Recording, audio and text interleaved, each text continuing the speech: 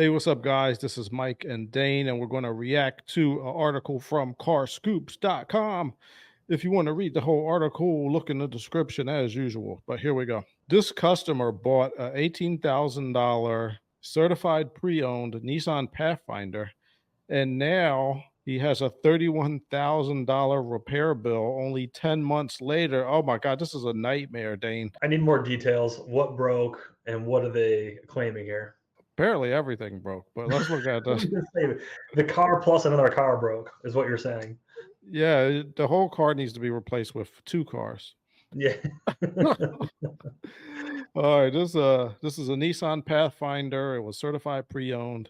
Now $31,000 repair bill. The car bought for $18,000. The dealer claimed it should not have been certified due to warranty issues. So they're saying they should have never certified it in the first place. But what broke on it was, so according to this document that was posted on Reddit, the car needed a new engine, a new transmission, a new battery, and a new alternator, and 4 new tires. Wow. That is insane. And then they said another 7,400 for the gearbox. That's ridiculous. How's everything broken at the no transfer case costs that much money. No transmission costs that much money. That's ridiculous. Oh, a transmission could cost that much Well, now. I take that back. There's definitely transmissions that are like 20 grand, but it's a Nissan. It should be like 2 or 3. Yeah, three or four maybe sounds. Maybe that includes the labor of putting it in. I don't know. Yeah, maybe then. Yeah, because Well, so even so, it shouldn't be that hard to put in. Well, I don't know. Nissans are hard to work on. You'd think they'd be similar to Honda and Toyota as far as being easy to work on, but they are quite the pickle sometimes. They are hard to work on. This is a nightmare, and they're saying shouldn't all this be covered under the certified pre-owned warranty? But this says the guy says the dealer mentioned the previous dealership by Nissan's guidelines shouldn't have certified the car as it did not meet their qualifications. They're saying Nissan requires a certified pre-owned car to have less than 80,000 miles and be less than 6 years old at the time of certification. They're saying the Pathfinder missed both marks. It had 80,152 miles and was produced in December of 2016, but was certified in part because its registration was in January 2017. Man, that is so close. Nissan is it's tight. Hold on, let's look at this repair bill a little bit because I'm seeing some numbers jump out at me that are just ridiculous. So at the top, we're seeing battery replacement, $184. Okay, that's about what a battery costs. Alternator replace, $1,700. Whoa! How? That's hard. That's ridiculous. Transmission assembly out of the crate, $7,400. Okay. Yeah, it seems a little steep, but that sounds logical. But for the engine, long block, $18,000. That's the car. That's ridiculous. The engine's nothing special. You can, for $20,000, you can get a crate motor from General Motors that makes 600 and some horsepower. What the hell is Nissan doing for an $18,000 long block? You can spend that kind of money with General Motors and have a 650 horsepower motor with a warranty and all that stuff to drive it. So you're saying they should put a GM motor into a Nissan? Hey, LS, swap everything. No, I'm just saying how crazy the price is just for a comparison, standpoint. And then as you go down, these repair bills look crazy. The alternator makes no sense. The engine makes no sense. The transmission seems a little high, but man, that's just ridiculous.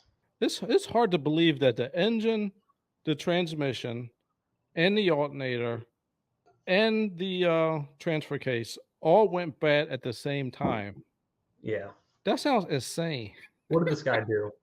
I really like to hear both sides of every story, but this sounded ridiculous. The dealership is trying to get off on the technicality of like 1 month and 100-something miles. They're probably seeing this thing coming too with all these problems all at once, being like, dude, that thing was fine when it left here.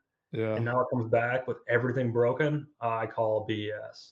Okay, well, Dane doesn't trust the owner of the vehicle.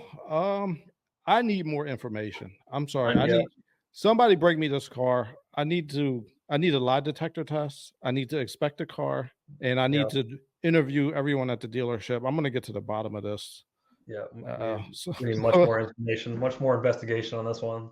This yeah, one we just don't know. smells. It smells real bad right now. Yeah, I think that maybe just in general, people should like try to get more information after hearing of one side of the story.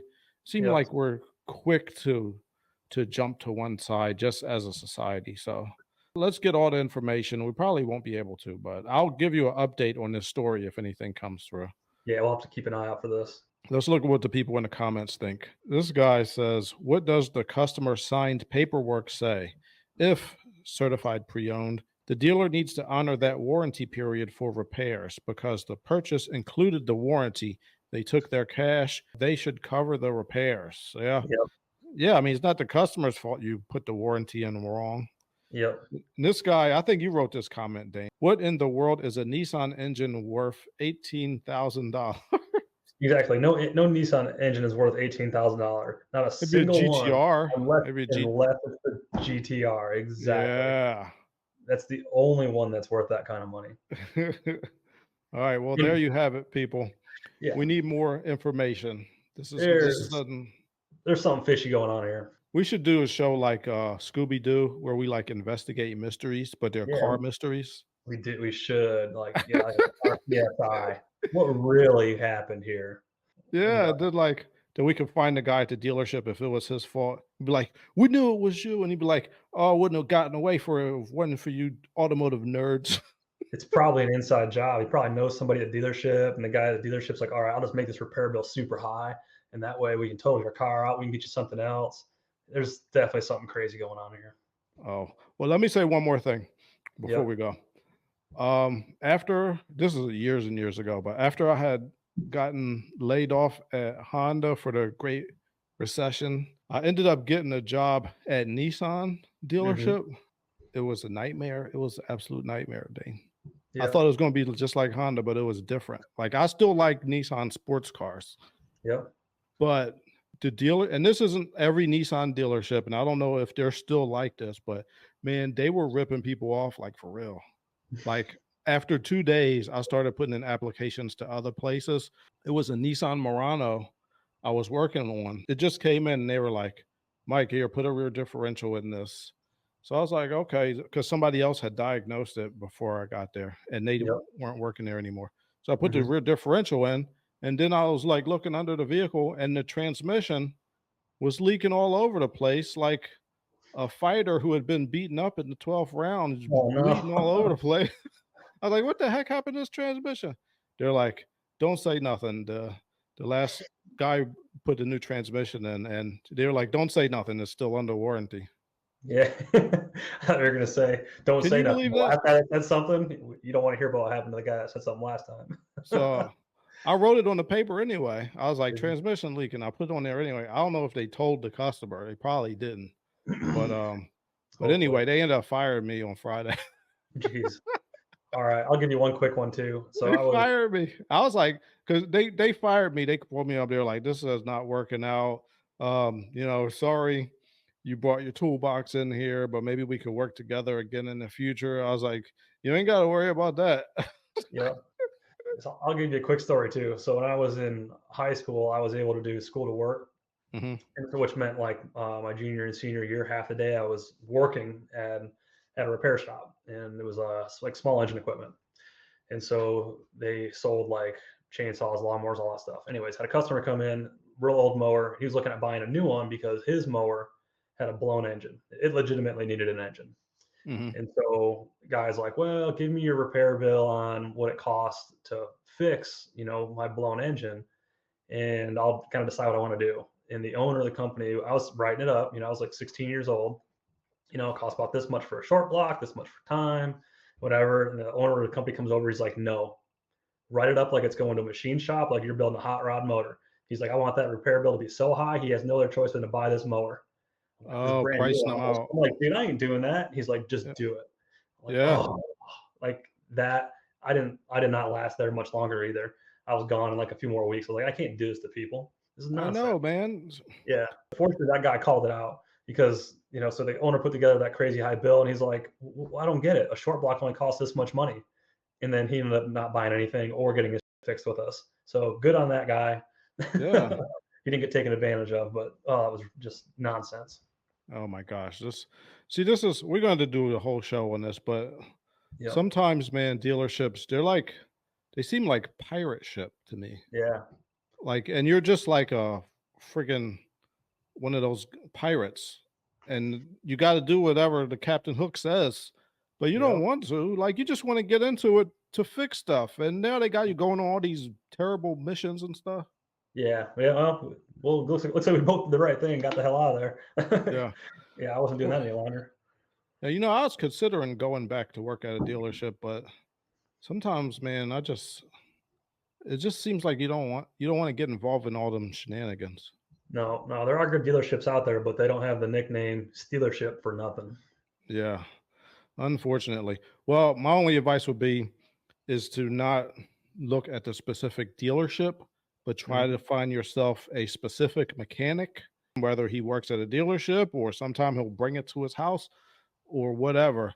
You got to find a specific mechanic that you feel is honest. It's just like when I grew up in West Philly, if you find a barber that's Yep. really good, it's for life. Yeah. Like you ain't never going nowhere else. Like you if he says, "Look, man, I had a barber and the shop had a got I don't know, I think the shop was messed up or something.